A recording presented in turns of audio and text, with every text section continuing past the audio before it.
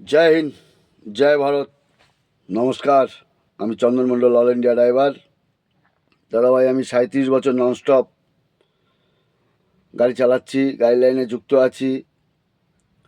6 বছর হেল্পারি করেছি, 31 বছর ননস্টপ গাড়ি চালাচ্ছি। এই 32 বছর পড়লো, 32 বছর ধরে গাড়ি চালাচ্ছি। তো আমার 38 বছরে পূর্ণ হলো 2026। তো 38 বছরে আমি এই গাড়ির লাইনে আমি দাদাভাই বহুত কিছু করেছি। বাঙালি হয়ে আমার বাচ্চাকে উচ্চশিক্ষায় শিক্ষিত করে পেরেছি, এটাই আমার বিরাট ব্যাপার। আমার ইন্ডিয়ায় আমার ভারতবর্ষে আমি খেটে কমে যেভাবে চলেছি, ভালো চলেছি। এখন আমি ফিরি। তো 2026-এ একটু দেনা দানা আছি, 25-এর দেনা আছি, একটু ব্যাকফুট আছি। ওইটাকেই এখন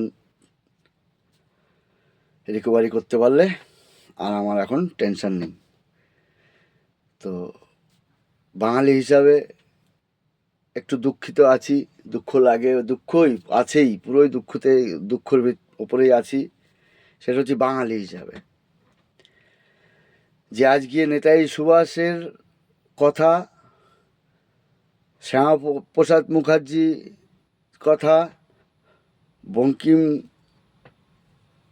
চট্টোপাধ্যায়ের কথা আমাদের বাঙালি ভুলে গেছে। 1946 সালের গোপাল মুখার্জি, অরূপে গোপাল পাঠার কথা আমাদের বাঙালি ভুলে গেছে। এর জন্যই খারাপ লাগে যে বাঙালি, স্বামী বিবেকানন্দ সারা পৃথিবীকে শিখিয়েছে যে বাঙালি একটা এমনই জাত, সভ্য, সুস্থ, শান্তি প্রিয়, মারামারি হিংসার দূরে থাকে।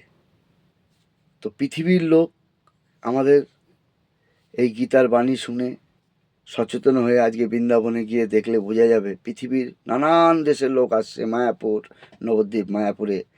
পৃথিবীর লোক এসে মায়াপুরে বাড়ি জায়গা করে সব বেচে কিনে এসে প্রভুর চরণে ঠাঁই নিয়েছে। আর আমরা সেই বাঙালি, আজকে আমরা লিপ্ত হয়ে যাচ্ছি। এখানেই খারাপ লাগে, দুঃখ লাগে। আজকে দেশের স্বরাষ্ট্রমন্ত্রী এসে আমাকে মনে করে দিচ্ছে শ্যামাপ্রসাদ মুখার্জির কথা, যারা দেশের বাঙালির একটা গৌরব, সোনা হীরা, তাদের কথা মনে করিয়ে দিচ্ছে। দেশের স্বরাষ্ট্রমন্ত্রী এসে মনে করিয়ে দিচ্ছে যে তোমরা বাঙালিরা লিপ্ত না, ইন্ডিয়ার একটা ভূমিকা। সেই বাঙালির কোথায়ও ইজ্জত নেই। সিপিএম তো শেষ করে গেছে, আজকে মমতা ব্যানার্জি কোথায় নিয়ে গেছে আপনারা নিজেরা বুকে হাত দিয়ে দেখুন তো, যারা টিএমসি করেন। আমার মতো ছেলের 30-35 লাখ টাকা লস এত বছরে আমি কামিয়েছিলাম। 20 বছর আমি নিজের গাড়ি নিজে চালালাম, 3 চাকা গাড়ির থেকে আপ টু 12 চাকা গাড়ি অবধি কিনলাম 20-22 বছরে। সেখান থেকে আজকে আবার উড়িষ্যায় গাড়ি চালাচ্ছি। তো এই হলো ব্যাপার। তো বাঙালি এখনও ওয়ার্ল্ডে তো নেই, বদনাম হয়েই গেছে। কারণ একটা ডাক্তার যদি হসপিটালে রেপ হয়ে মরে যায়, তার আসামি ধরা পড়ে না। একটা সাধারণত সিভিক পুলিশকে ফাঁসিয়ে দেওয়া হয়, আর মেন যে আরোপি তাকে ধরা হলো না। খারাপ লাগে বাঙালির। আজকে নেতাজি সুভাষ, স্বামী বিবেকানন্দ, মহান ব্যক্তিরা, শ্যামাপ্রসাদ মুখার্জি আজকে অল ইন্ডিয়ায় একটা ফিগার ছিল ওয়ার্ল্ডে, ভুলে গেলে হবে না। এখানে খারাপ লাগে। তো যাই হোক, মন ভেঙে লাভ নেই। 2026 সবাই ভালো থাকবেন, শরীর স্বাস্থ্য দিকে ধ্যান দেবেন, টাইম খাওয়া দাওয়া করবেন, জলটা বেশি খাবেন। শীতের দিনে ঠান্ডার মধ্যে জলটা বেশি খেতে হয়। সবাই শরীরের দিকে ধ্যান দেবেন, একদম চাঙ্গা।